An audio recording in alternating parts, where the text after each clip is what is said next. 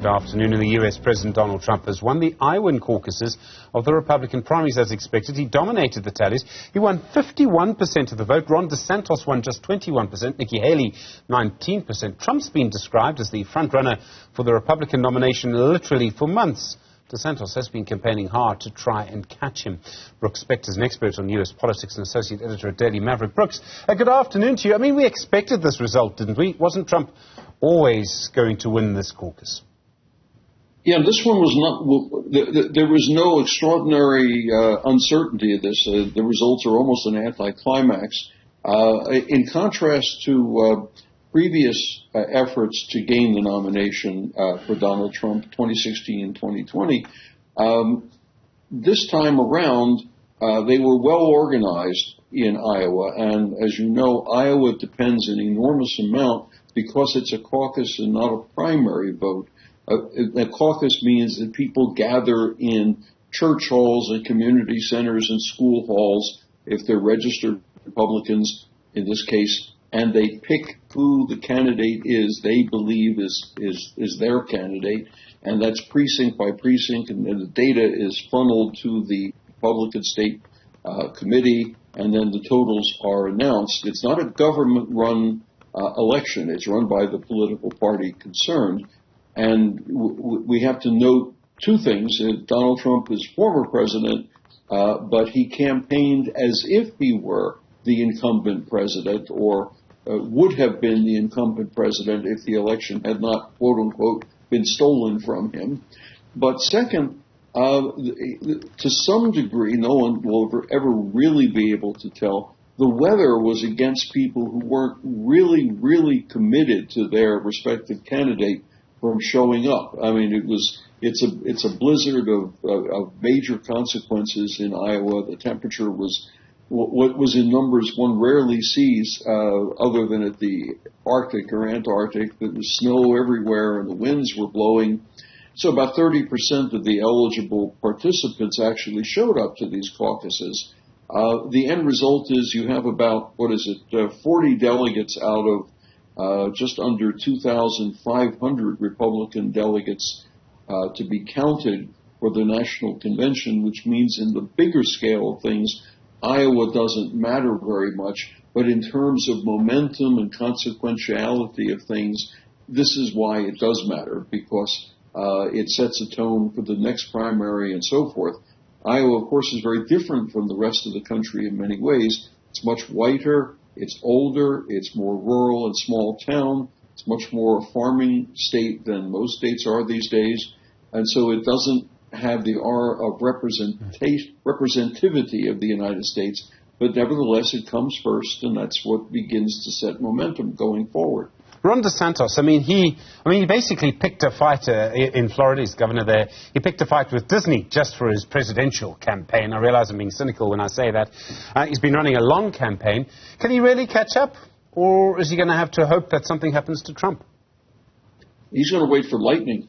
I mean, he campaigned on the theory that he would visit every one of Iowa's 99 counties, and since it's there's a lot of travel involved in that, a lot of legwork in getting it all set up. That means you're running full tilt. Who knows who's running the government in Florida, because he wasn't there. He was basically in Iowa for much of the time. Spent a lot of money from political action campaigns that weren't precisely part of his campaign apparatus, but nevertheless effectively supported him. And the results are very modest for him. Some wag has said, Ron DeSantis, the more you get to know him, the less you get to like him. He's not a warm candidate. He doesn't feel your pain. He doesn't reach out to you and make you feel that you are the only person on the planet that he's talking to.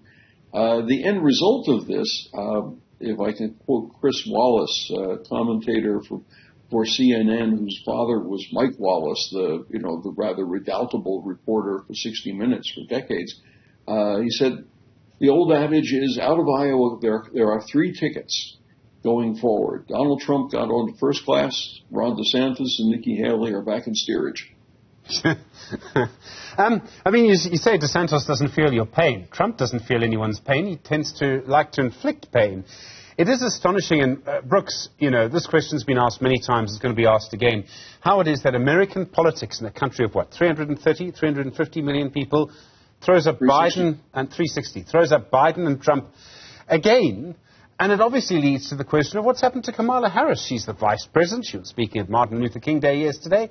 What happened to her? Wasn't she supposed to be the person in the front seat by now? Wasn't that the plan 4 years ago?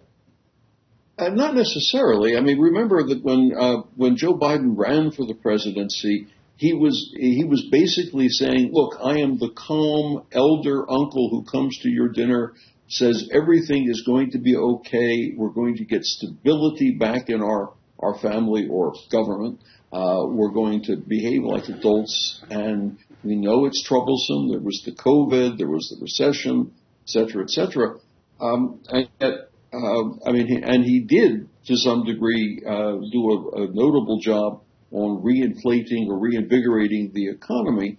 But Donald Trump reaches to people and feels their grievances, slightly different than understanding their pain. He channels their grievances, and maybe he incites them as well. But he's speaking to a portion of the country that says, we're overlooked. The government doesn't like us, know us, or do much for us. And Trump says, I am your, as he's quote unquote, I am your retribution. And for some portion of the electorate, that is enough. Now, remember, this is all the election within the Republican Party.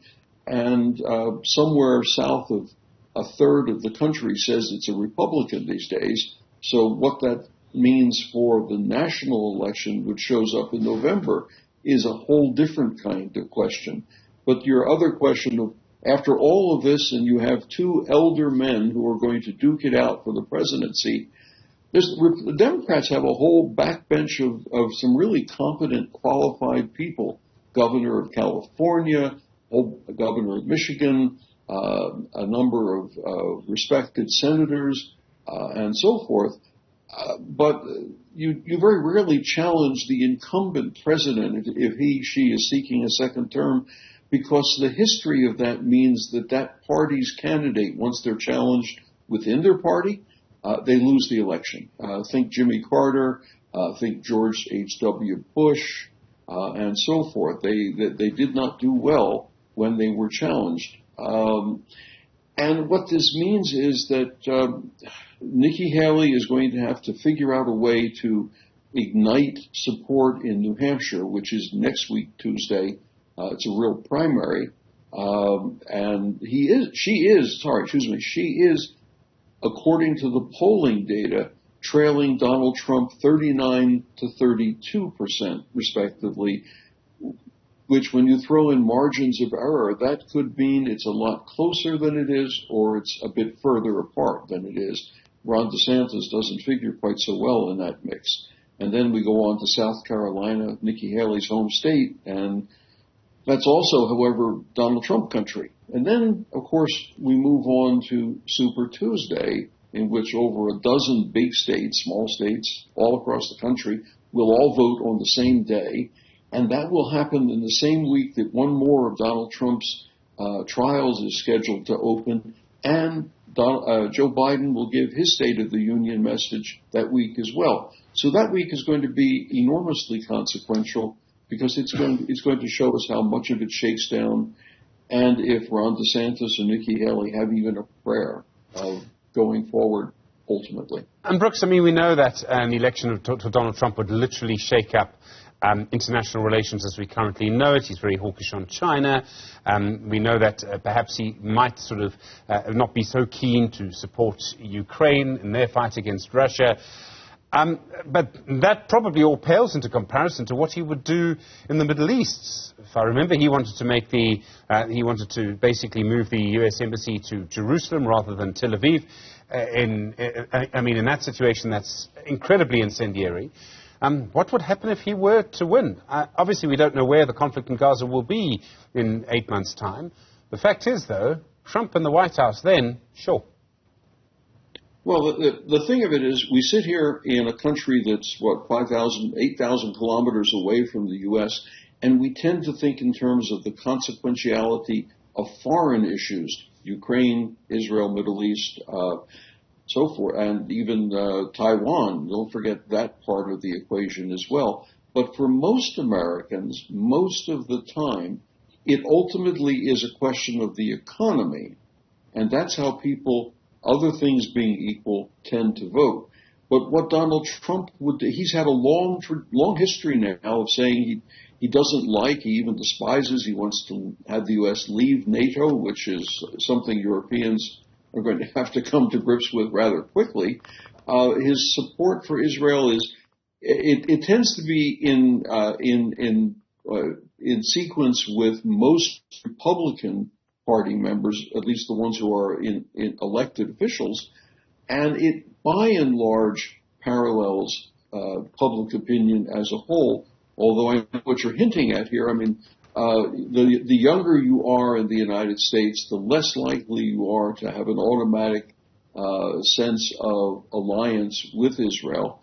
But in terms of Ukraine, I mean, he would not support additional military or economic aid to Ukraine unless the Europeans matched it at the minimum. And so that is going to shake up things rather a lot. Volodymyr Zelensky is at Davos right now thanking people for the aid. What's it going to be like next year when he has to say, I wish you'd send some? That's going to be interesting.